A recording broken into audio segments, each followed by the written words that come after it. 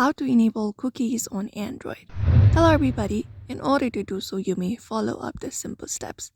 So in an Android device, usually we head over to Chrome as our browser, so open it up first. And then once you open it up Chrome, you can go ahead and look it up your settings. For that, from the given interface, tap on the three dot at the top right corner.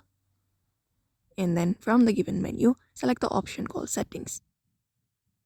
Once you go ahead and select up settings, you may scroll down and then go ahead and look out for the option called site settings, which is under this advanced section. Just go ahead and locate it up and tap on it. Once you tap on site settings, you may scroll down and look for the option called content, under which you will be finding option of third-party cookies. So just go ahead and tap on it.